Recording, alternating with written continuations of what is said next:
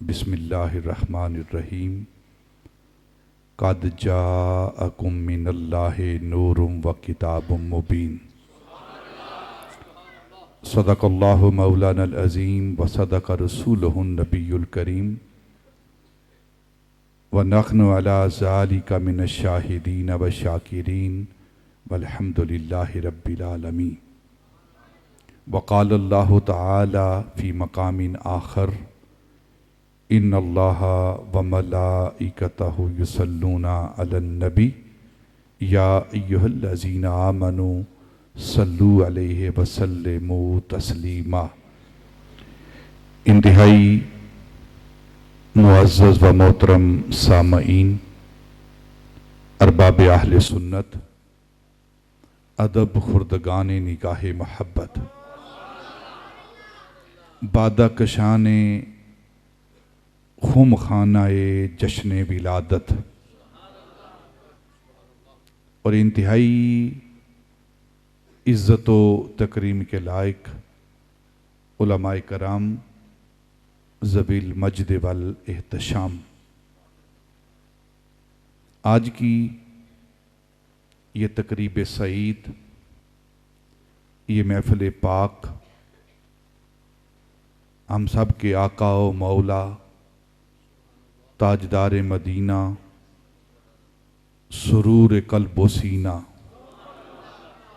سید عالم نور مجسم شفیع معظم آقائے آدم و بنی آدم اللہ کے پیارے یار مطلع الانوار سر الاسرار مکے کے شہر یار مدینے کے تاجدار اس امت کے غمخوار احمد مختار حضرت محمد مصطفیٰ علیہ تحیت و ثناء، آپ کے میلاد پاک کی خوشی میں اس محفل کا انعقاد کیا گیا ہے۔ میں تمام انتظام و انصرام کرنے والے احباب کو، ساتھیوں کو اور جملہ شرکاء کو دل کی اتھا گہرائیوں سے ہدیہ تبریک پیش کرتا ہوں اور دعا گو ہوں اللہ رب العزت اپنے محبوب کی آمد کا صدقہ، محبوب کے میلاد کا صدقہ ہم سب کو دین دنیا کی نعمتیں، برکتیں، عزتیں عطا فرمائے۔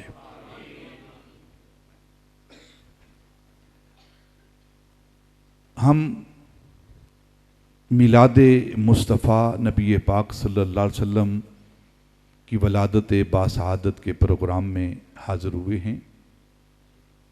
میلاد اور محفل میلاد، کیا مطلب ہے اس بات کا؟ یہ جو محفل میلاد ہے، اس میں نبی پاک صلی اللہ علیہ وسلم کی ولادت باسعادت،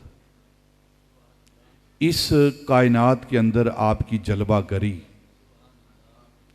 آپ کا نزول اجلال، ظہور قدسی،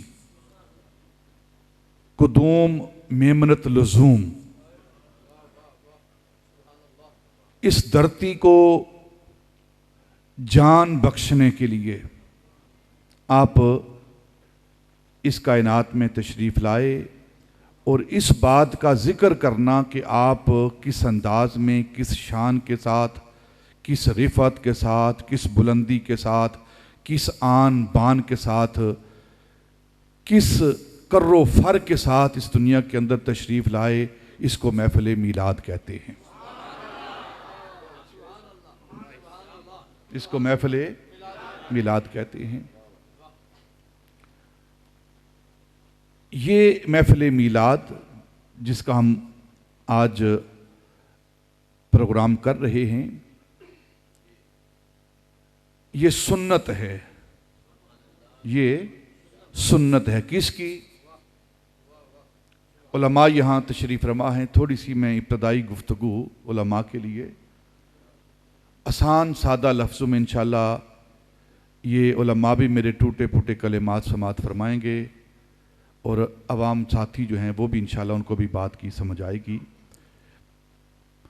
سنت کی اگر تقسیم کریں تو 5 قسمیں ہیں سنت کی۔ سنت کہتے ہیں طریقہ مسلوکہ کو، طریقہ مسلوکہ، جس راستے پر چلا جائے، ٹھیک ہے، اس راستے کو طریقہ کہتے ہیں، اور جس کے راستے پر چلا جائے اس کی وہ سنت ہوتی ہے، اس کی وہ سنت ہوتی ہے۔ 5 قسمیں ہیں سنت کی۔ سنت المسلمین، ایمان والوں کی سنت، مسلمانوں کی سنت، نبی پاک صلی اللہ علیہ وسلم کے غلاموں کا طریقہ، ٹھیک ہے، نبی پاک کے غلاموں کا طریقہ، سنت المسلمین۔ جو ہمارے علماء پڑھانے والے ہیں یہاں ماشاءاللہ اساتذہ تشریف فرما ہیں، پڑھے لکھے احباب تشریف فرما ہیں، ہمارے ساتھی ایم فل کر رہے ہیں ماشاءاللہ، علامہ یاسین صاحب ایم فل کر رہے ہیں، دوسرے اساتذہ ہیں، اور یہ اساتذہ جو ہیں وہ اگر کوئی لاکھ ایم فل کرے نا، پی ایچ ڈی کرے، یہ ان سے زیادہ علم رکھنے والے یہ لوگ ہیں جو یہاں بیٹھے ہوئے ہیں۔ مسلمانوں کا طریقہ یہ بھی سنت ہے، اور شریعت کے اندر مسلمانوں کا جو طریقہ ہے یہ حجت ہے۔ مسلمانوں کا جو طریقہ ہے وہ مسلمانوں کے جو اعمال ہیں یہ شریعت کے اندر حجت ہیں، دلیل ہیں، جسے آپ رسم و رواج کہتے ہیں۔ جنہیں ہم رسم و رواج کہتے ہیں نا، یہ رسم و رواج یہ شریعت کے اندر حجت کا، دلیل کا درجہ رکھتے ہیں۔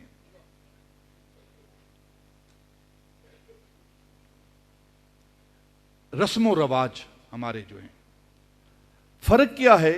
فرق یہ ہے کہ جو امت کے اندر، مسلمانوں کے اندر، ایمان والوں کے اندر جو طریقہ رائج ہوتا ہے، اگر وہ طریقہ قرآن و سنت کے مخالف نہیں، قرآن و سنت کے مخالف نہیں ہے، قرآن و سنت اس کی مخالفت نہیں کرتے اگر، تو وہ طریقہ اسلام کے اندر، شریعت کے اندر وہ حجت ہوتا ہے، وہ حجت ہوتا ہے۔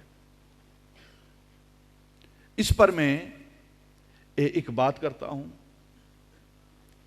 جو اسلام کی سنت ہے، مسلمانوں کی سنت ہے، ایمان والوں کی سنت ہے، یہ جو ہمارے پاس قرآن پاک موجود ہے، قرآن پاک ہمارے پاس موجود ہے، اللہ کا کلام ہے، کلام نفسی ہے، ٹھیک ہے، بے رنگ ہے، بے جہت ہے، ازلی ہے، ابدی ہے، کوئی معین صوت نہیں ہے اس کی، کوئی معین رنگ نہیں ہے اس کا، لیکن ساری کائنات پر اسی قرآن کا رنگ چڑھا ہوا ہے۔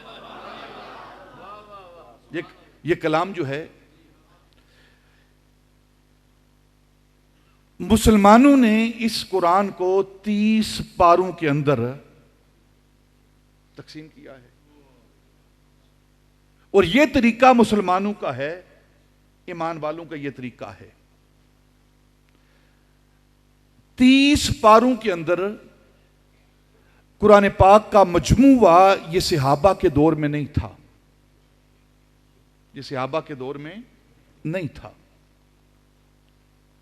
اور ساری امت، چاہے کوئی میلاد منانے والا ہے، چاہے وہ کوئی میلاد نہیں مناتا، سارے اس بات پر متفق ہیں کہ قرآن کے 30 پارے ہیں، سب اس بات پر متفق ہیں، اور یہ 30 پارے نہ صحابہ نے جمع کیے ہیں، نہ نبی پاک صلی اللہ علیہ وسلم نے جمع کیے ہیں 30 پارے، یہ مسلمانوں نے، ایمان والوں نے، علماء نے، محدثین نے، مفسرین نے، اولیاء نے، بزرگان دین نے اس قرآن کو 30 پاروں کے اندر تقسیم کیا ہے۔ اگر ہم قرآن کے 30 پاروں کو، اس کی تقسیم کو مانتے ہیں جو کہ مسلمانوں کا عمل ہے، تو پھر میلاد بھی مسلمانوں کا عمل ہے، پھر میلاد بھی مسلمانوں کا عمل ہے۔ صحابہ کے دور میں، علماء یہاں تشریف فرمائے، صحابہ کے دور میں ایک قرآن 30 پاروں کے اندر نہیں تھا۔ اس کا مطلب یہ نہیں کہ کوئی مختلف قرآن ہمارے پاس پہنچا ہے، نہیں، قرآن وہی ہے جو اللہ رب العزت نے اپنے محبوب پر نازل کیا ہے، لیکن 30 پاروں کے اندر، 30 جلدوں کے اندر تقسیم کرنے والے یہ مسلمانوں کا طریقہ ہے۔ صحابہ کے دور میں 30 پارے نہیں تھے۔ سادہ آسان لفظوں میں میں صرف آپ کو بات سمجھانا چاہتا ہوں یہ میلاد پاک کے والے سے، کیونکہ جب ربیع الاول آتا ہے نا تو پھر طرح طرح کی آوازیں آتی ہیں۔ یہ سیزنل فروغ جو ہے نا،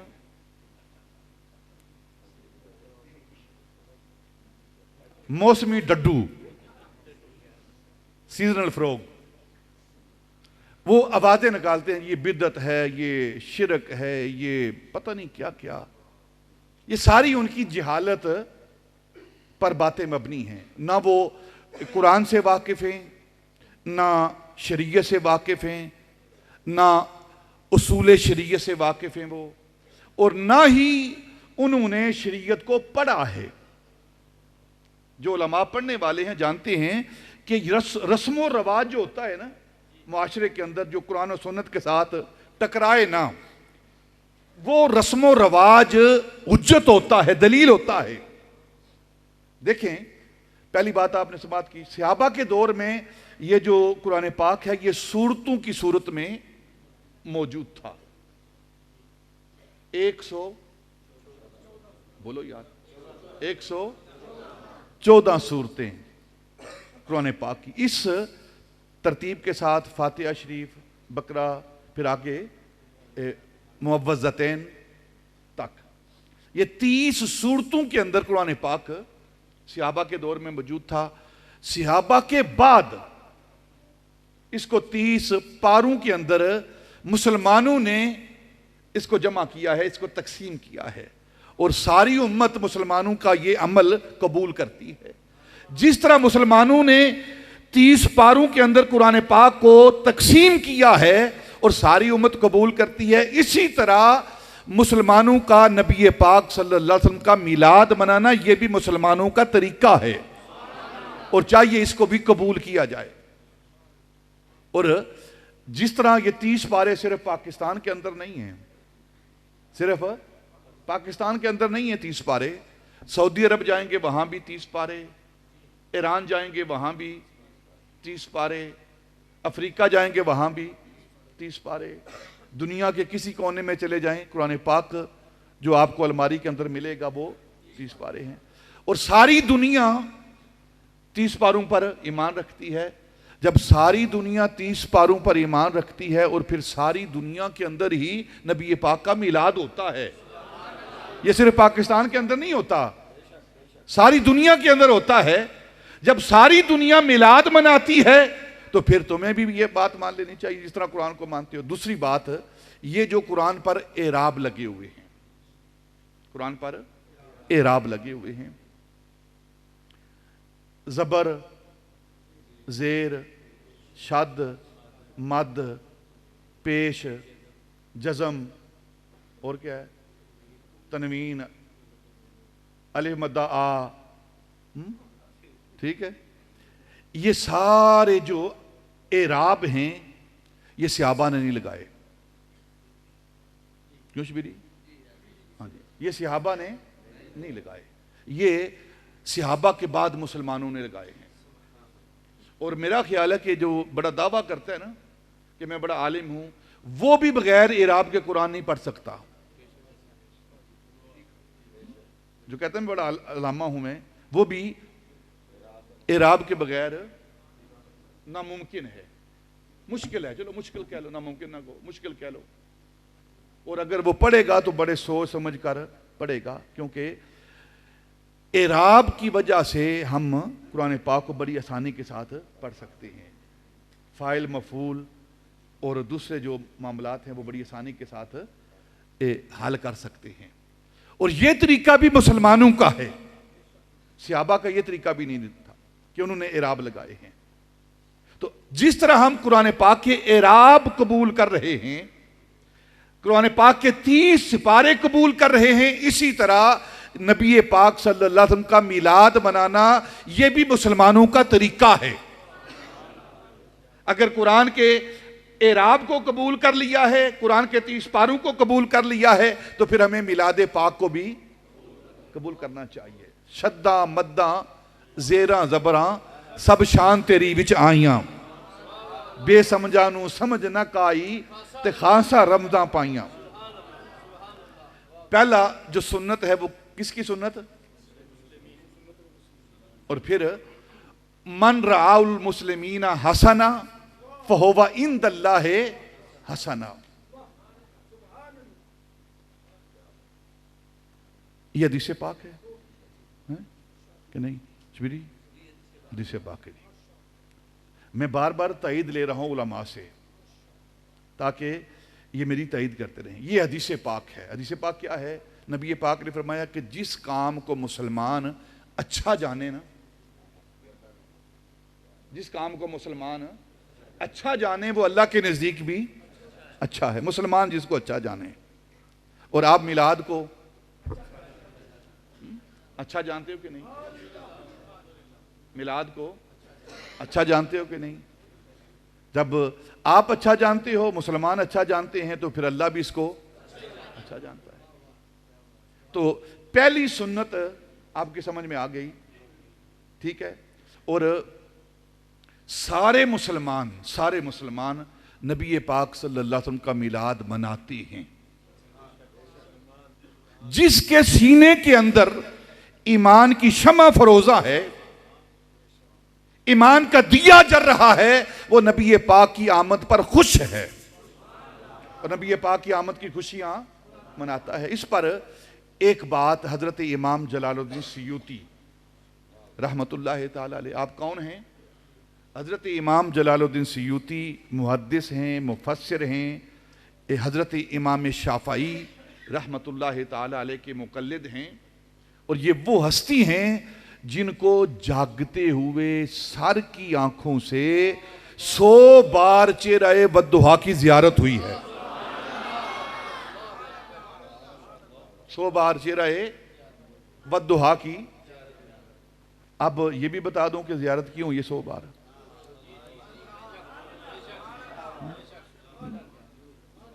یہ بھی بتا دوں،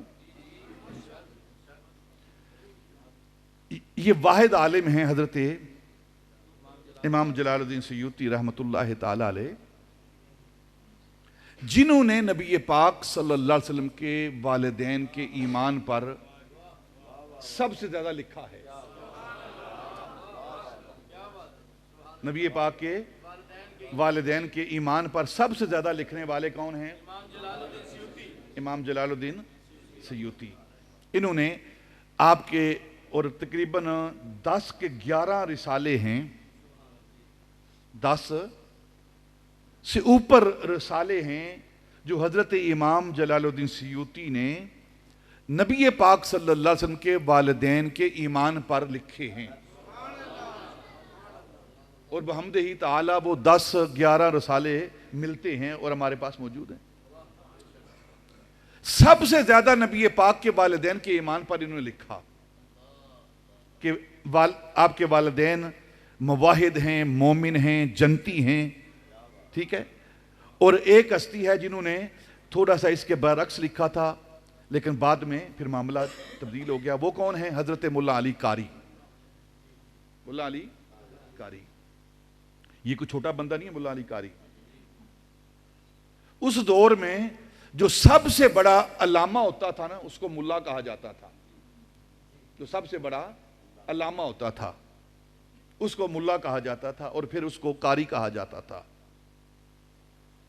اور حضرت ملا علی قاری رحمۃ اللہ تعالی انہوں نے ابتدا میں نبی پاک صلی اللہ علیہ وسلم کے والدین کے حوالے سے اہل سنت کا عقیدہ درج نہ کیا، نہیں لکھا انہوں نے ابتدا میں.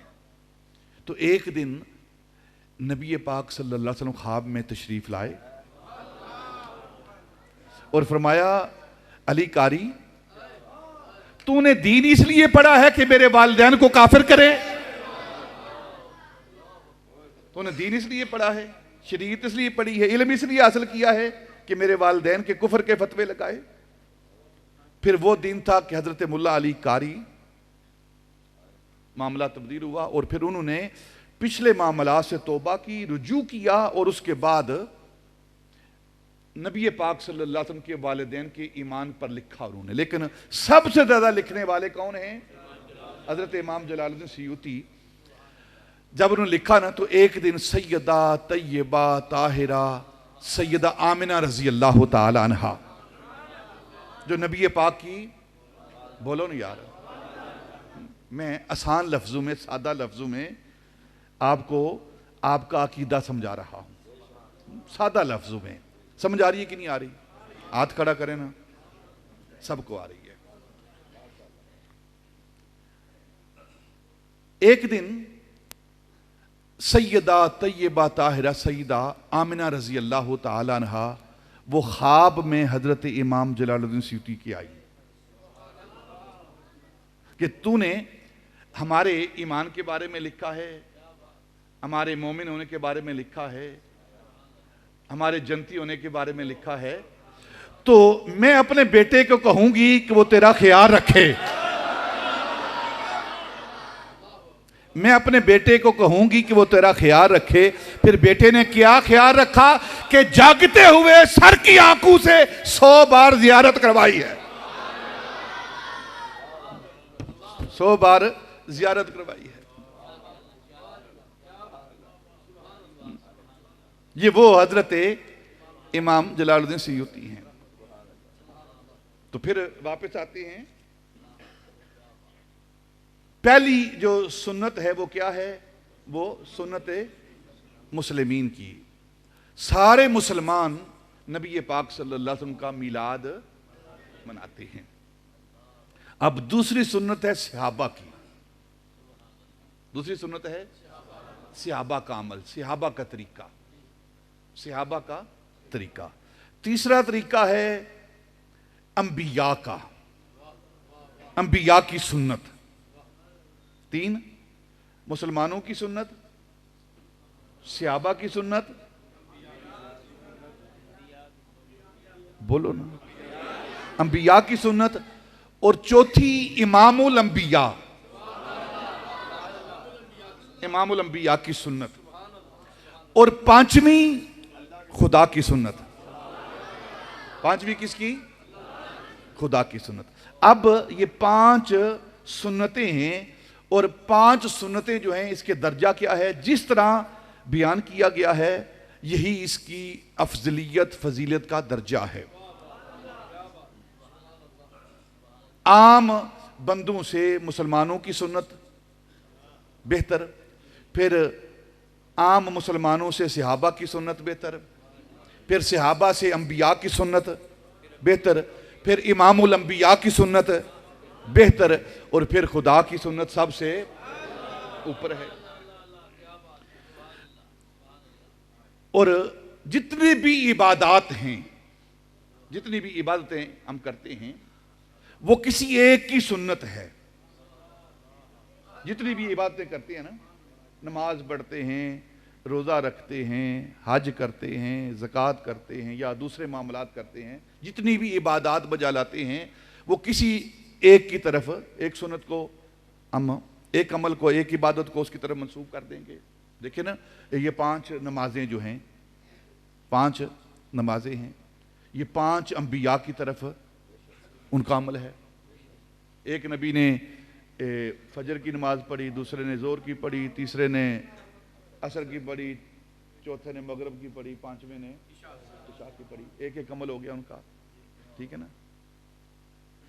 لیکن جتنی بھی عبادات ہیں وہ کسی ایک کی طرف منسوب ہیں.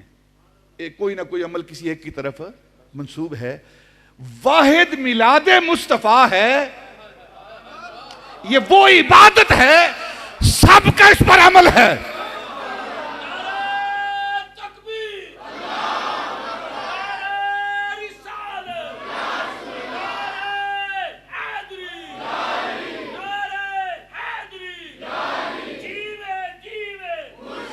اس سنت پر سارے عمل کرنے والے ہیں, یہ سب کی سنت ہے. یہ مسلمانوں کی بھی سنت ہے, صحابہ کی بھی سنت ہے, انبیاء کی بھی سنت ہے, امام الانبیاء کی سنت ہے, اور خدا کی سنت ہے.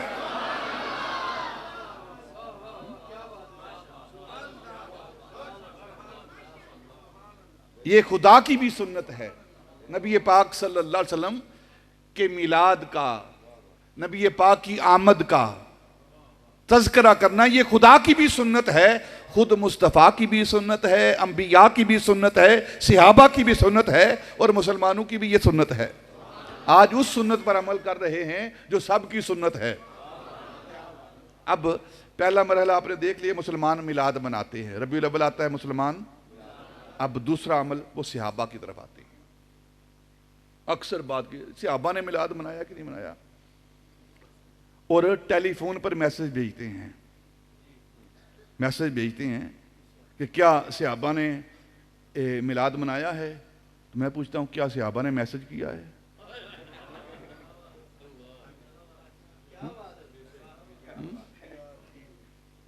صحابہ نے میسج کیا ہے؟ بولو یار, آپ بھول جاتے ہو نا. اصل میں اگر آپ یاد رکھو نا باتیں, ان بچاروں کے پاس نہ علم ہے, نہ عمل ہے, نہ عقل ہے, نہ شکل ہے, نہ شعور ہے, نہ روایت ہے, نہ درایت ہے. وہ تو ویلے لوگ ن بچارے, ویلے لوگ نو. ہاں جی, ہاں, نہ عقل نہ شکل. عقل بھی آپ کے پاس ہے اور شکل بھی آپ کے پاس ہے. عقل بھی مصطفیٰ کے غلاموں کے لیے اور شکل بھی مصطفیٰ کے غلاموں کے لیے. عقل بھی اسے دی جاتی ہے جو مصطفیٰ کا غلام بنے, اور شکل بھی اسے دی جاتی ہے جو مصطفیٰ کا غلام بنے. دیکھیں, عقل ابو بکر کی ہے, اور سب سے بڑے غلام کون ہیں؟ ابو بکر. عقل سب سے بڑی ان کے پاس ہے, اور شکل عود کو دی گئی ہے. عود کے پہاڑ کو شکل دی گئی ہے. سارے مدینے کے پہاڑ کالے, جلے ہوئے, سڑے ہوئے, عود سرخ رنگ کا. سرخ کیوں؟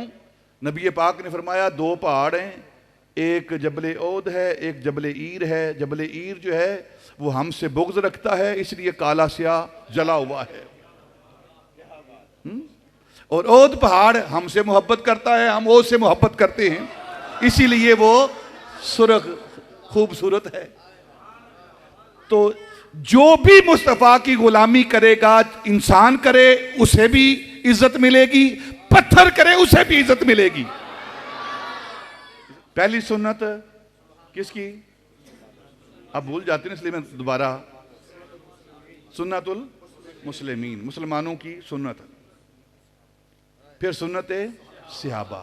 اب کیا صحابہ نے نبی پاک صلی اللہ علیہ وسلم کا میلاد منایا ہے کہ نہیں منایا؟ اور میلاد کسے کہتے ہیں؟ نبی پاک کے پیدائش کا, ولادت کا, اس دنیا کے اندر آنے کا تذکرہ کرنا, ذکر کرنا. کہتے ہیں جی صحابہ نے. تو کس نے منایا؟ پھر صحابہ نے نہیں منایا. تو حضرت حسان بن ثابت, آپ روز یہ شعر سنتے ہیں ساتھیوں سے, لیکن ایک ڈیفرنٹ طریقے سے اس کو پیش کر رہا ہوں میں. نبی پاک تشریف فرما ہیں, 33 نعت خوان ہیں نبی پاک کے.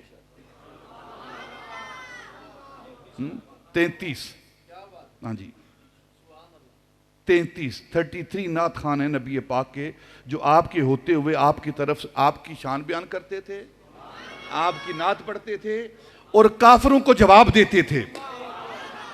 اور ان سب میں سب سے بڑا نعت خوان وہ ابو بکر ہے.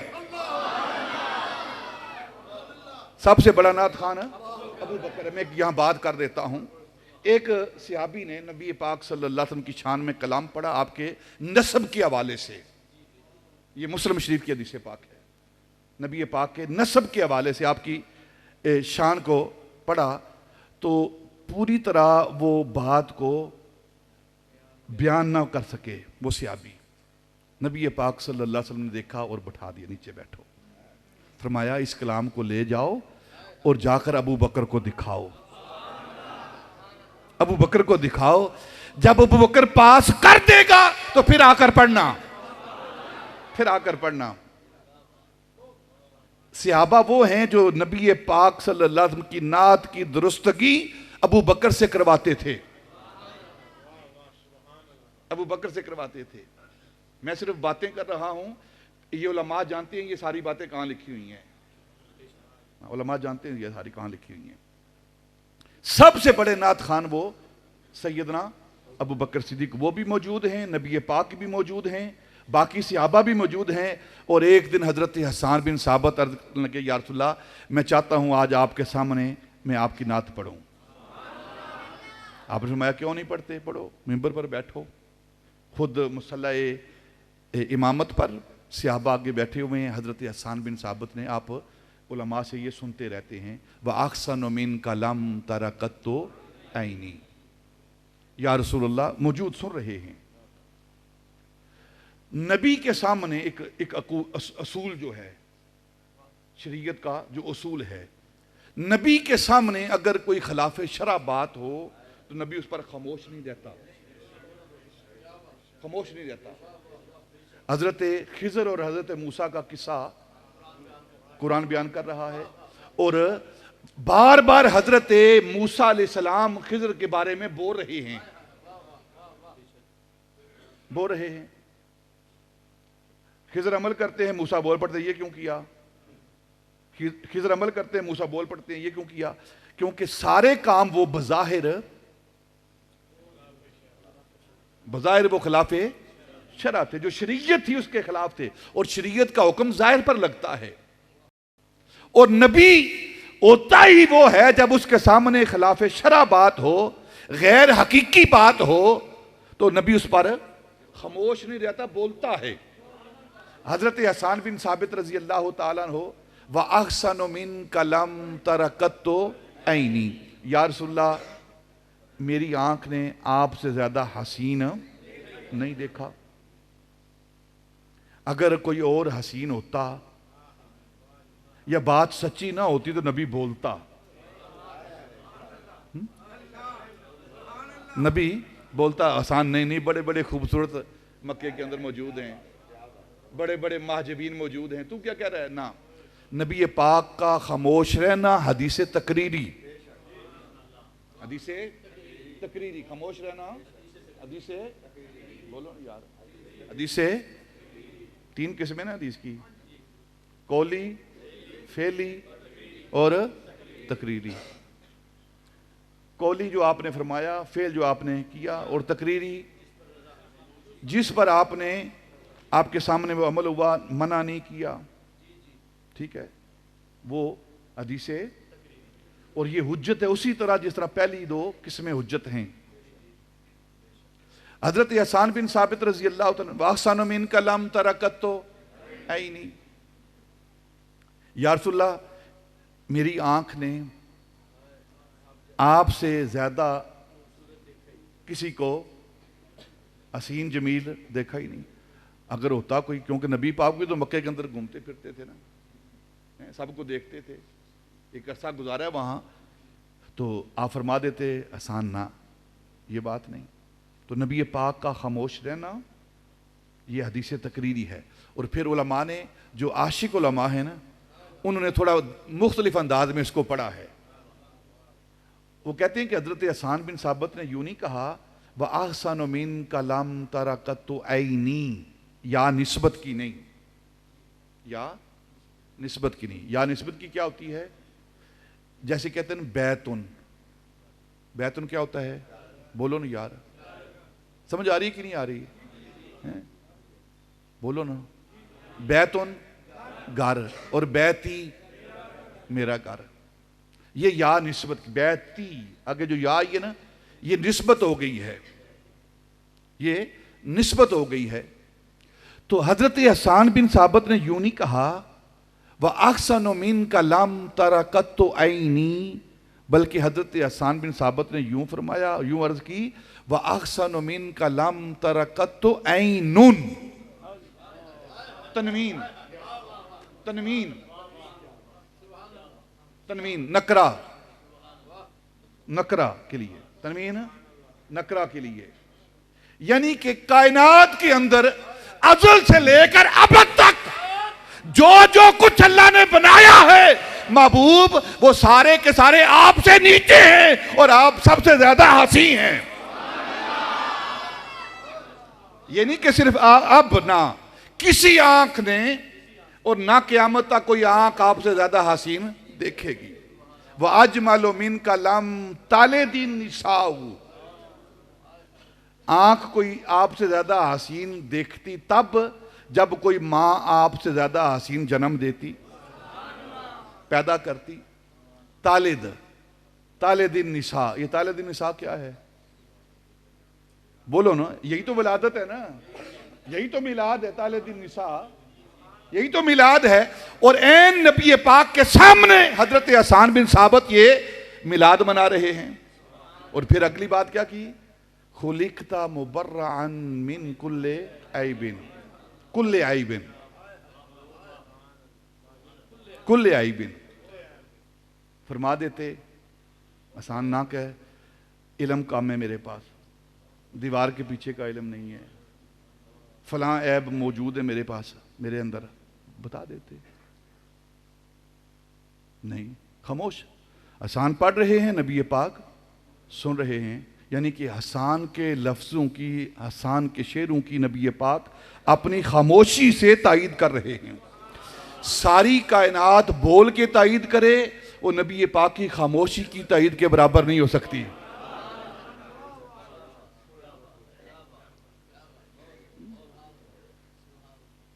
ساری کائنات بولے نا کسی مسئلے میں اور میرا نبی خاموش رہے، ساری کائنات کا بولنا میرے نبی کی خاموشی کے برابر نہیں۔ خُلِقْتَ مُبَرَّعًا مِّن كُلِّ عَيْبٍ، ہر عیب سے پاک پیدا کیا ہے۔ كَأَنَّكَ قَدْ خُلِقْتَ كَمَا تَشَاءُ، ہر ایک کو اس نے اپنی مرضی سے پیدا کیا ہے، اور محبوب جب تیری باری آئی ہے تو اللہ نے تیری مرضی سے تجھے پیدا کیا ہے۔ سبحان۔ باقی کائنات کا خالق کون ہے؟ بولو ری یار، ساری کائنات کا خالق کون ہے؟ اور محبوب کا خالق کون ہے؟ اللہ۔ فرق کیا ہے؟ باقی ساری کائنات کو انبیاء کے سوا، باقی ساری کائنات کو، ساری مخلوق کو انبیاء کے سوا، اپنے محبوبوں کے سوا اللہ نے ٹھیکے پر بنایا ہے۔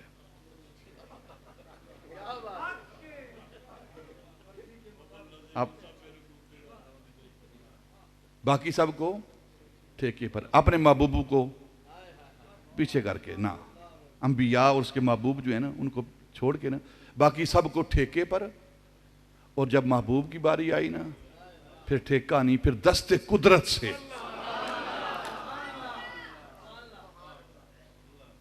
دست قدرت سے ایسا سنوارا، اس نے تخلیق کو رشک آیا۔ اب دوسری بات بھی میرا خیال ہے مکمل ہوگی، سمجھ گئے آپ۔ تیسری بات کیا ہے؟ سنت انبیاء۔ پہلی دو سنتیں میلاد، سنت مسلمین، سنت صحابہ۔ صحابہ نے میلاد منایا ہے کہ نہیں منایا؟ اب ایک اور روایت بیان کر دیتا ہوں۔ حضرت ام عبد الرحمن کہتی ہیں کہ جب آمنہ کے گھر بچہ پیدا ہوا تو میں کیا دیکھتی ہوں کہ پورا کمرہ نور سے بھرا ہوا ہے، سین کعبہ نور سے بھرا ہوا ہے، ٹھیک ہے۔ اور جب وہ بچہ پیدا ہوا تو پیدا ہوتے ساتھ میں نے اسے اٹھایا، کیا دیکھتی ہوں کہ آنکھ میں سرما ڈلا ہوا ہے، مکحول ہیں، مکحول ہیں، سرما ڈلا ہوا ہے، مدہون ہیں، تیل لگا ہوا ہے، مانگ چیر نکلا ہوا ہے۔ ناف بریدہ ہیں، مختون ہیں، خوشبو لگی ہوئی ہے، ایک ذرہ بھی غلاظت کا جسم پاک پر نہیں ہے۔ باقی بچے بھی ایسے پیدا ہوتے ہیں؟ بولو نا یار، عارف صاحب، جب محبوب آتا ہے نا، آتے ہی سار سجدے میں شہادت کی انگلی آسمان کی طرف مسکرا رہے ہیں، سرما ڈلا ہوا ہے، تیل لگا ہوا ہے، مانگ نکلی ہوئی ہے، ناف بریدہ ہیں، مختون ہیں، خوشبو لگی ہوئی ہے، وہ اللہ کا محبوب آ رہا ہے۔ اور باقی جب آتے ہیں نا تو اودم مچتا ہے ایک مرتبہ، اور پھر کہتے ہیں برابری۔ برابری کس بات کی؟ دیکھو نا کیسے آ رہے ہیں وہ۔ ایسا اللہ رب العزت نے سوار کے بھیجا اپنے محبوب کو کہ خود بنانے والا نا وہ بھی رش کر رہا ہے اپنی تخلیق پر۔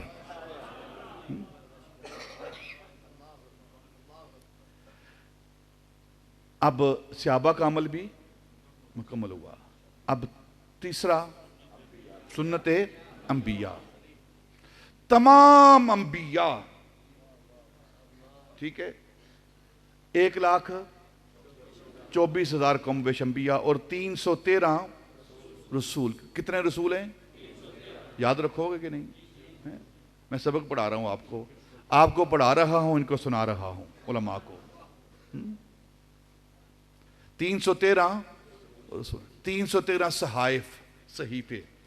صحیفہ کہتے ہیں چھوٹے کتابچے کو، رسالے کو، ٹھیک ہے، 3-4 صفحوں کا، 5 صفحوں کا، 8 صفحوں کا، 1 2 3 احکام، 4 5 6 مسئلے، 7 8 10 باتیں اللہ رب العزت جو اپنے ان رسولوں کو دیتا ہے کہ لے لو اور اس کے مطابق آپ بھی عمل کرو اور امت کو وہ بھی عمل کریں۔ پھر ان کے بعد سارے صحائف جتنے بھی اللہ رب العزت نے 313 رسولوں کو دیے نا، ان سب کو جمع کیا اور زبور میں جمع کر دیا۔ پھر زبور کے احکام تورات میں، تورات کے احکام انجیل میں، یہ سارے جمع کر دیے۔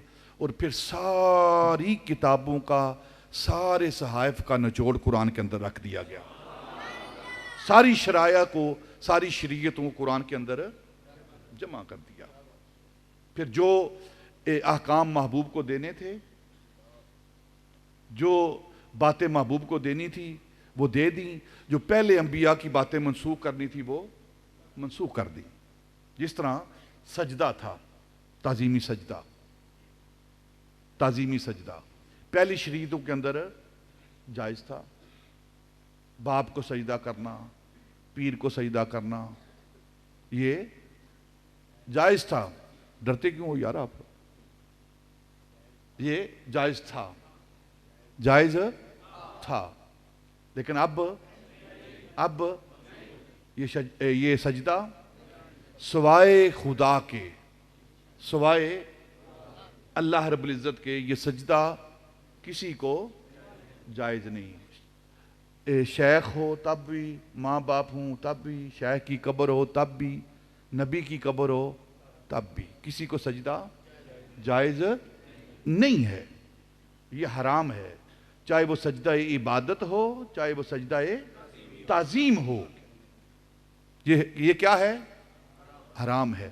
جس طرح، یہ واضح عقیدہ میں دے رہا ہوں آپ کو اہل سنت کا، جس طرح کسی غیر خدا کو، غیر الہ کو، مخلوق میں سے جس طرح کسی کو سجدہ کرنا حرام ہے نا، چاہے وہ باپ ہو، چاہے وہ پیر ہو، چاہے وہ نبی ہو، جس طرح ان کو سجدہ کرنا حرام ہے، اسی طرح جو سجدہ نہیں کر رہا نا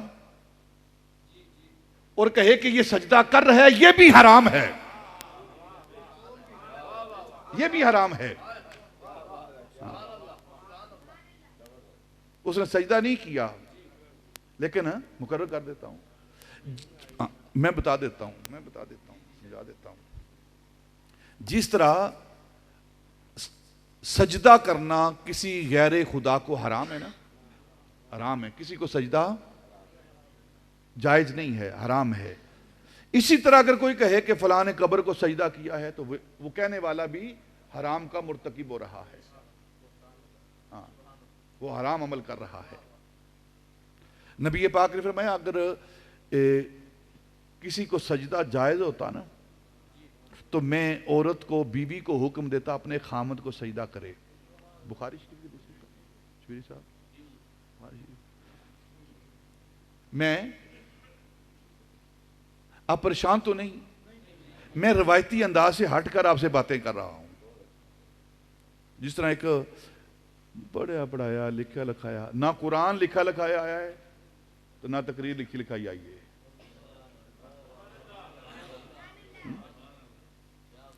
پہلی جو باتیں تھی نا وہ لکھا لکھایا، ٹھپا ٹھپایا، بندہ بدایا۔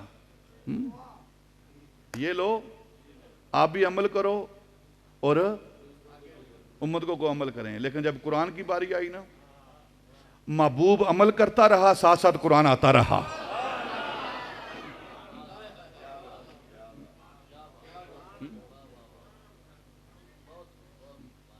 کسی کو سجدہ،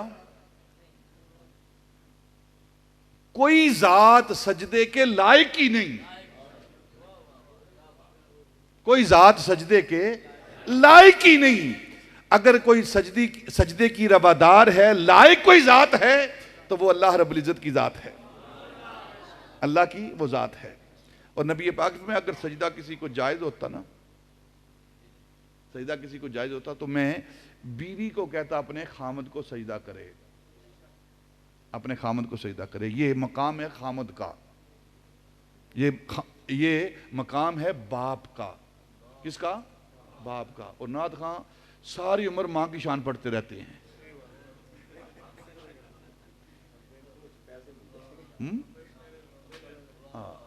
ابے کا کبھی نام ہی نہیں لیا انہوں نے۔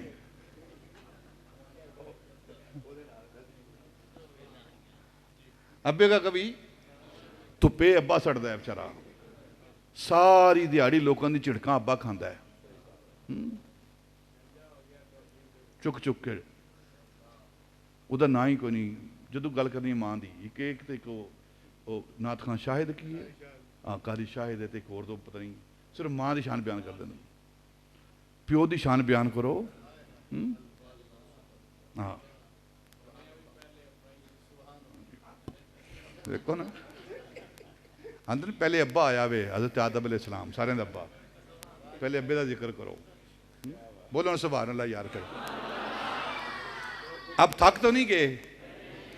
یہ تو صرف میں باتیں کر رہا ہوں، ابھی میں نے تقریر کرنی ہے،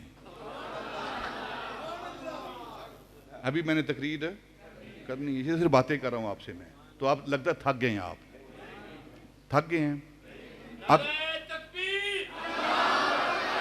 اب تو نہیں، دو تین سنتیں ہو گئی، اب چوتھی سنت کس کی ہے؟ انبیاء کی تیسری چوتھی کی بات کرتے ہیں۔ تیسری سنت انبیاء کی ہے۔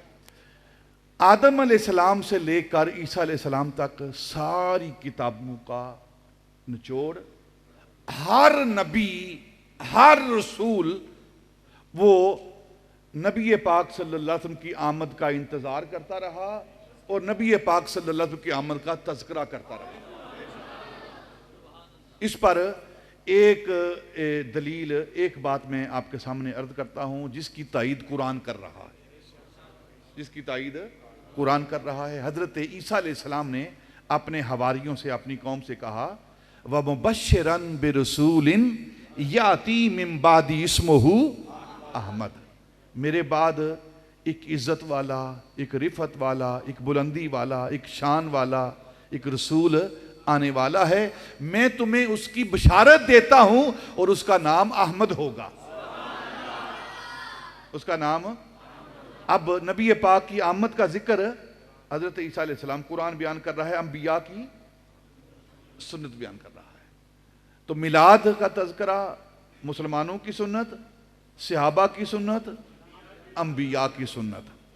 اب امام الانبیاء چوتھا، ٹھیک ہے، بخاری شریف کی، مسلم شریف کی حدیث پاک، نبی پاک صلی اللہ علیہ وسلم سے سوال کیا گیا یا رسول اللہ آپ سوموار کا روزہ کیوں رکھتے ہیں؟ جمعے کو رکھ لیا کریں، بڑا مبارک دن ہے۔ فرمایا اس لیے سوموار کا روزہ رکھتا ہوں یوم ولدت فیہ، اور دوسرے لفظ جو ہیں یوم بعثت فیہ، یہ بھی لفظ ہیں، لیکن پہلے جو لفظ ہیں وہ یوم ولدت فیہ۔ آپ یہ فرما دیتے اس دن میں مبعوث ہوا ہوں تو بات بنتی تھی، لیکن آپ نے فرمایا نہ، یوم ولدت فیہ، میں سوموار کا روزہ اس لیے رکھتا ہوں کہ اس دن میں پیدا ہوا ہوں، اس دن میں پیدا ہوا ہوں۔ جس دن نبی پاک پیدا ہوں، اپنے پیدا ہونے کی خوشی میں نبی پاک روزہ رکھتے ہیں۔ عمل کا طریقہ ہے، خوشی کا طریقہ ہے، خوشی کا طریقہ ہے۔ نبی پاک صلی اللہ علیہ وسلم کبھی روزہ رکھ کر آپ خوشی کا اظہار کرتے ہیں، اور کبھی جب دوسرے یہود و نصارہ وہ 2 دن مناتے تھے تو نبی پاک نے فرمایا اب روزہ چھوڑ کے کھا پی کے خوشی کا اظہار کرو، جسے ہم عید کہتے ہیں، جسے ہم عید کہتے ہیں، خوشی کا اظہار ہو رہا ہے۔ اب 5واں مرحلہ جو ہے وہ کیا ہے؟ وہ ہے سنت خدا، اللہ کی سنت۔ کیا اللہ کی بھی سنت ہے کہ اپنے محبوب کی آمد کا ذکر کر رہا ہے وہ؟ ہاں، پورا قرآن پڑھو۔ اِنَّا أَرْسَلْنَاكَ شَاهِدًا وَمُبَشِّرًا وَنَذِيرًا وَدَاعِيًا إِلَى اللَّهِ بِإِذْنِهِ وَسِرَاجًا مُنِيرًا قَدْ جَاءَكُم مِّنَ اللَّهِ نُورٌ وَكِتَابٌ مُّبِينٌ قَدْ جَاءَكُم بُرْهَانٌ مِّن رَّبِّكُمْ هُوَ الَّذِي أَرْسَلَ رَسُولَهُ بِالْهُدَىٰ وَدِينِ الْحَقِّ۔ یہ کیا ہے؟ نبی کے آنے کے چرچے ہو رہے ہیں نا۔ اور پھر ان سب سے پہلے ایک اور بات اللہ کر رہا ہے، سورہ آل عمران، وَإِذْ أَخَذَ اللَّهُ مِيثَاقَ النَّبِيِّينَ لَمَا آتَيْتُكُم مِّن كِتَابٍ وَحِكْمَةٍ ثُمَّ جَاءَكُمْ رَسُولٌ مُصَدِّقٌ لِّمَا مَعَكُمْ لَتُؤْمِنُنَّ بِهِ وَلَا تَنصُرُنَّهُ۔ عالم ارواح میں، عالم ارواح میں، یہ جملہ غور سے سنیں، عالم ارواح میں ارواح انبیاء سے نہیں، انبیاء سے میثاق ہو رہا ہے، انبیاء سے میثاق ہو رہا ہے، ارواح انبیاء سے نہیں۔ میثاق النبیین، ماشاءاللہ، انبیاء سے میثاق پختہ عہد لیا جا رہا ہے۔ کیا عہد لیا جا رہا ہے؟ کہ اے نبیو، اے نبیو، جب میں تمہیں نبوت دے دوں، تمہارے سروں پر نبوت کا تاج سجا دوں، تمہیں شریعت دے دوں، تمہارا ڈنکا بجنا لگے، ہر طرف تمہارا شورا ہونا لگے، این اس وقت جب تمہاری نبوت کا ڈنکا بج رہا ہو، تمہاری شریعت چل رہی ہو، تمہارے قلم چل رہے ہوں، تمہارا حکم چل رہا ہو، این اس وقت، ثم این اس وقت، ثم این اس وقت کیا ہو؟ جاءکم رسول، تمہارے پاس آ جائے ایک رسول، عزت والا،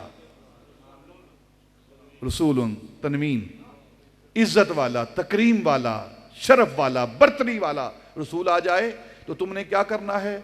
ساری کتابیں بند، ساری کتابیں بند، ساری سیٹیں چھوڑ دو، کرسیوں سے نیچے اتر جاؤ۔ ہاں، جو کرسی نبوت ہے، جو کرسی رسالت ہے، ساری کرسیوں سے نیچے اتر جاؤ جب وہ رسول آئے۔ ثم جاءکم رسول، جب وہ آ جائے تو پھر سارے تم اپنی کرسیاں چھوڑ کر نیچے، اس کرسی پر اب جو بیٹھنے والا ہے بس وہ ایک میرا محبوب ہے، اس کے ہوتے ہوئے میں خدا برداشت نہیں کرتا کہ کوئی اور اس کے سامنے کرسی پر بیٹھے۔ ثم جاءکم رسول، پھر وہ آ جائے عزت والا رسول تو تم نے کیا کرنا ہے؟ لَتُؤْمِنُنَّ بِهِ وَلَتَنْصُرُنَّ، تم نے کیا کرنا ہے؟ انبیاء سے کہا جا رہا ہے کہ تم نے ایمان لانا ہے اس پر اور اس کی مدد کرنی ہے، اس کی مدد۔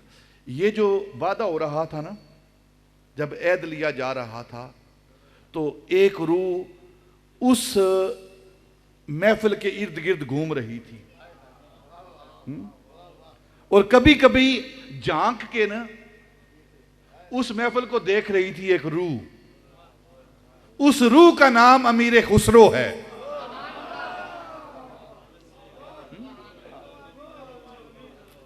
یہ حضرت امیر خسرو جو بھی پڑھیں آپ، ٹھیک ہے، نام کے اندر ٹھیک ہے جو پڑھیں، یہ کوئی عام بندہ نہیں ہے، مت سمجھے کوئی شاعر سن ایک، نا نا نا نا، یہ پڑھیں ان کے بارے میں، حضرت امیر خسرو کے بارے میں پڑھیں۔ آپ محدث تھے، پہلی بات، درس نظامی کے حافظ تھے۔ یہ کافیہ، یہ باقی کتابیں جو ہیں، یہ ان کے حافظ تھے حضرت امیر خسرو رضی اللہ۔ صرف شاعر ہی نہیں تھے وہ کہ ایک جس طرح یہ بازاری شاعر ہوتے ہیں، چائے پیتے جاتے ہیں اور شعر لکھتے جاتے ہیں، یا سوٹا لگاتے جاتے ہیں اور شعر لکھتے جاتے ہیں، نا نا نا نا، یہ ایک عالم دین ہیں۔ اور پھر اس کے اوپر کیا ہے؟ وہ محبوب الہی ہیں۔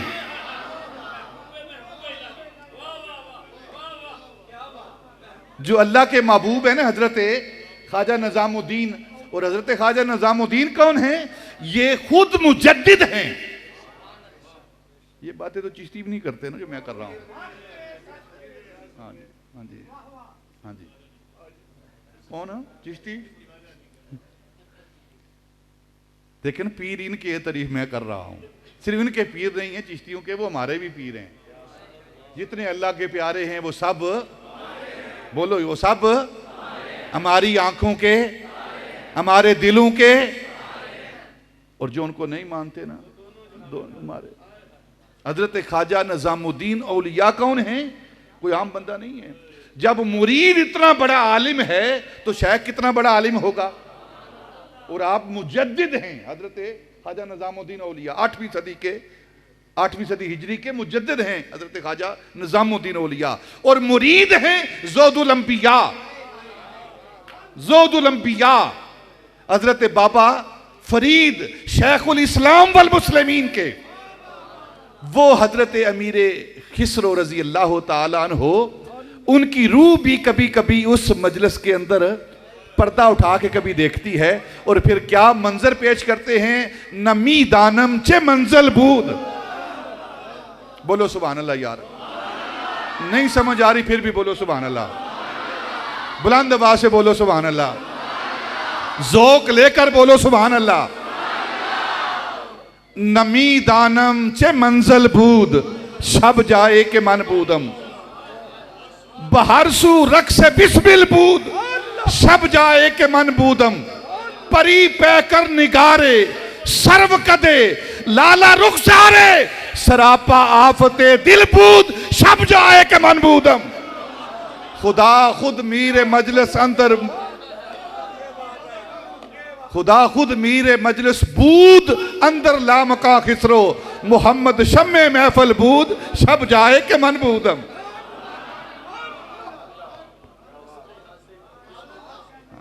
سبحان اللہ، بولو سبحان اللہ یار۔ جب ان کے کلام میں اتنا لطف ہے، جنہوں نے وہ مجلس دیکھی ہوگی انہوں نے کتنا لطف لیا ہوگا۔ نمی دانم چے منزل بود، بتا بھی رہے ہیں اور کہتے ہیں مجھے پتا نہیں، بتا بھی رہے ہیں نا۔ نمی دانم چے منزل بود، شب جائے کہ من بودم، بہار سو رقص بسمل بود۔ رقص بسمل سمجھتے ہیں آپ کے؟ نہیں، رقص بسمل سمجھتے ہیں کہ نہیں؟ بہار سو رقص بسمل بود، شب جائے کہ من بودم، پری پہ کر نگارے سرو کدے لالا رخسارے۔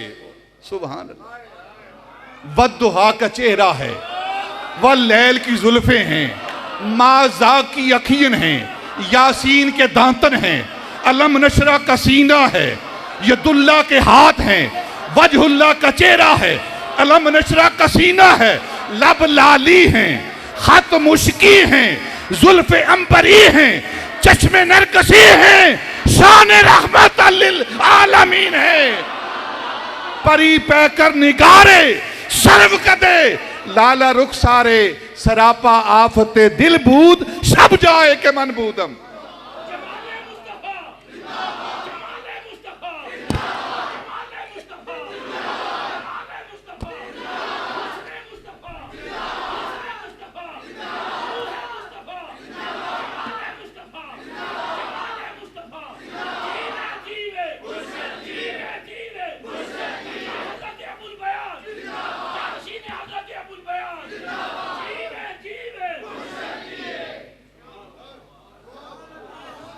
پری پیکر نگارے سرو کدے لالا رخسارے، سراپا آفت دل بود شب جائے کہ من بودم۔ حسینہ جمیلاں دا منہ موڑ دیتا، حسینہ جمیلاں دا منہ موڑ دیتا، محمد بنا کے قلم توڑ دیتا۔ پری پیکر نگارے سرو کدے لالا رخسارے، خدا نے او سانچائی پن چھڑے آئے جدے وچ محمد نو ٹالیا سی۔ پری پیکر نگارے سرو کدے لالا رخسارے، سراپا آفت دل بود شب جائے کہ من بودم۔ خدا خود میر مجلس بود اندر لا مکان خسرو، خدا خود میر مجلس بود اندر لا مکان خسرو، محمد شمع محفل بود شب جائے کہ، یہ کیا ہے؟ یہ وہ محفل میلاد جو سب سے پہلے ہوئی ہے، سب سے پہلے ہوئی ہے، اور رب نے یہ میلاد منایا ہے۔ یہ رب کی سنت ہے جس پر آپ عمل کر رہے ہو۔ اپنے نصیبے پہ فخر کیا کرو، اپنے نصیبے پہ فخر کیا کرو کہ اللہ رب العزت نے محبوب کی خوشی تمہارے حصے میں لکھی ہے، تمہارے حصے میں لکھی ہے۔ محبوب کے آنے کا جوش اور جذبہ اور خوشی وہ آپ کے حصے میں لکھی ہے، اور خوش وہی ہوتا ہے جو اپنا ہو، بیگانے بھی کبھی خوش ہوتے ہیں۔ مومنوں کے حصے میں آئی ہے۔ ہاں جی، اس طرف نہ لے کے جاؤ، کون کون رویا ہے، کتنا رویا ہے، نثار مزہ کرکرا ہو جائے گا، مزہ کرکرا ہو جائے گا۔ اسی غیر دی گل کیوں کریے؟ ساڑا یار سونا نہیں گا، اسی کسی دی گل کیوں کریے؟ سانوں تو فرصت ہی نہیں ہے نا کسی اور دی گل کرن دی۔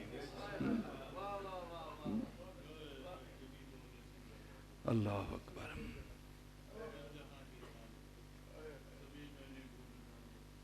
ماشاءاللہ، سب کچھ ایک تو سارا کوئی اندر ہیں، سارا کوئی اندر۔ ایک بات آخری کر دیتا ہوں، حضرت امام جلال الدین سیوطی کی بات سنیں، پہلے ایک اور بات کر دیتا ہوں۔ خواب میں آپ نے درج کیا ہے، نقل کیا ہے کہ خواب میں ایک شخص کو نبی پاک کی زیارت ہوئی۔ اللہ کرے ہم سب کو زیارت ہو۔ یہ کوئی چھوٹا مرتبہ نہیں ہے۔ اولیاء، بڑے بڑے اولیاء، بڑے بڑے نیک پارسا یہ تمنا لے کر نا کہ ایک بار چہرہ بددعا کی زیارت ہو جائے، دنیا سے چلے گئے ہیں، اور کچھ کچھ نصیب ہیں۔ حضرت امام جلال الدین سیوطی کہتے ہیں کہ ایک شخص آیا، اس نے کہا کہ خواب میں نبی پاک کے چہرہ بددعا کی، جلوہ جہاں آرا کی زیارت ہوئی، تو میں نے پوچھا حضور سے، حضور جو آپ کا میلاد مناتے ہیں، جو آپ کی آمد کی خوشی مناتے ہیں، جو آپ کی ولادت کی خوشی مناتے ہیں، آپ ان کے بارے میں کیا فرماتے ہیں؟ آپ ان کے بارے میں کیا فرماتے ہیں؟ تو نبی پاک نے فرمایا کہ جو ہمارے آنے پر خوش ہے ہم ان کے ساتھ خوش ہیں،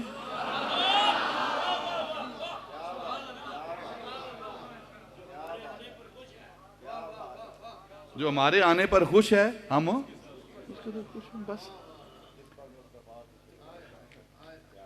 اور حضور خوش اس پر ہو جائیں.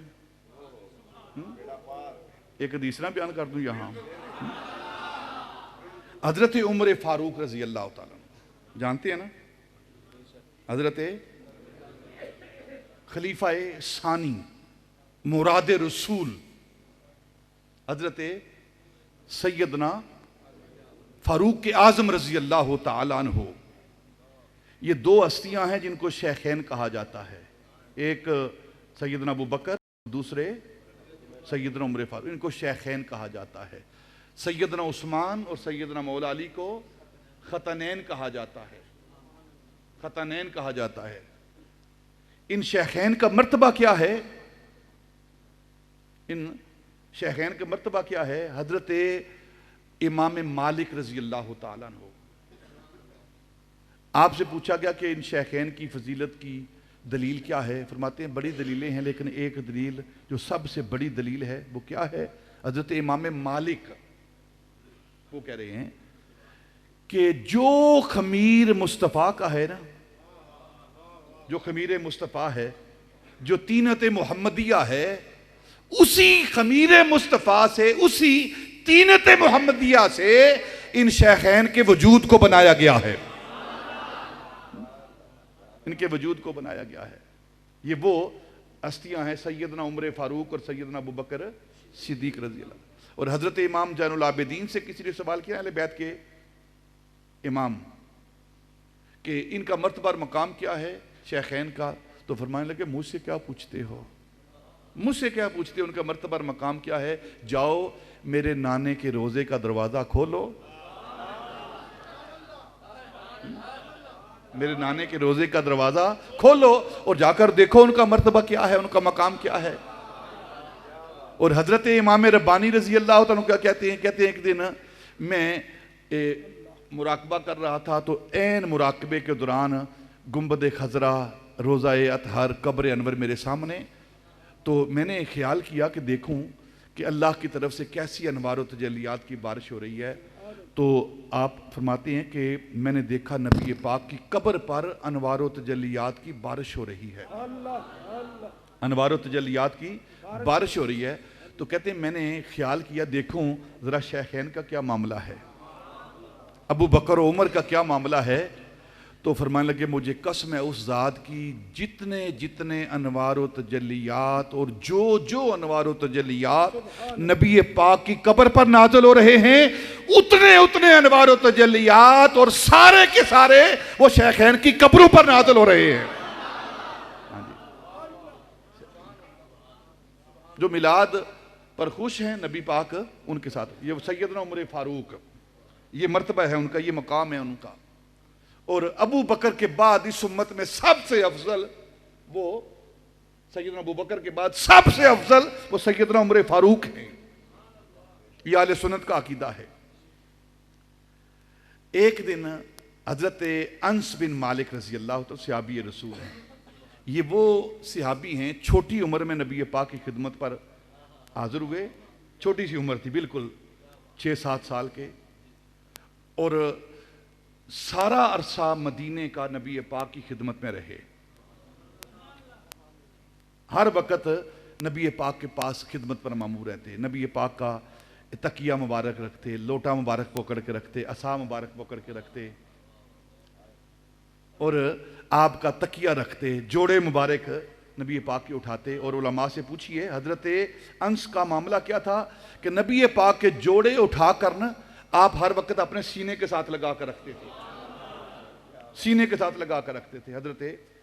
اور صاحب العصا و صاحب البسادہ, ٹھیک ہے, یہ آپ کا لقب ہے.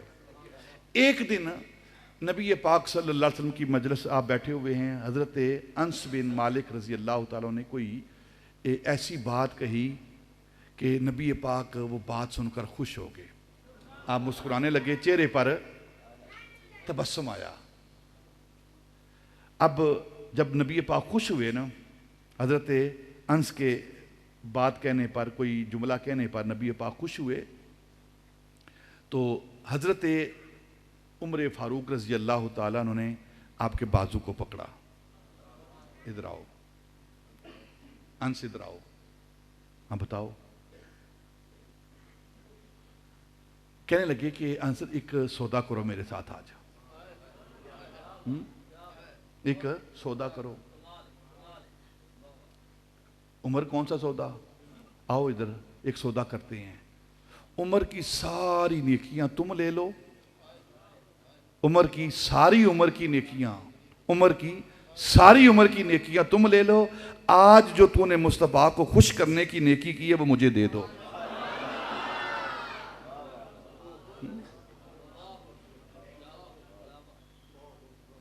یہ مصطفیٰ کو خوش کرنے کی نیکی ہے. جو سیدنا عمر فاروق سے پوچھو اس کا مرتبہ کیا ہے. اور سیدنا عمر فاروق کی نیکیاں کتنی ہیں؟ نبی پاک نے فرمایا جو آسمان کے ستارے ہیں نا، جتنے آسمان کے ستارے ہیں اتنے میری عمر کی نیکیاں ہیں. اور عمر کہہ رہے ہیں کہ ساری نیکیاں مجھ سے لے لو، جو تو نے مصطفیٰ کو خوش کیا ہے نا وہ نیکی مجھے دے دو. ایک نیکی مجھے دے دو، ساری نیکیاں تم لے لو. یہ نبی پاک کو خوش کرنے کی نیکی ہے. اب نبی پاک خوش کس طرح ہوتے ہیں؟ ہمیں چاہیے نا کہ آپ کو خوش کریں. ہم شراب پیئیں، جوا کھیلیں، لوگوں کو قتل کریں، لوگوں کا مال کھائیں، حق ماریں، اس سے نبی پاک خوش ہوں گے؟ بولو یار، ہیں خوش ہوں گے؟ ناراض ہوں گے. اس سے نبی پاک ناراض ہوں گے. جب ہم نماز پڑھیں گے، نیکی کے کام کریں گے، حلال و حرام کے اندر تمیز کریں گے تو پھر ہمارے آقا خوش ہوں گے.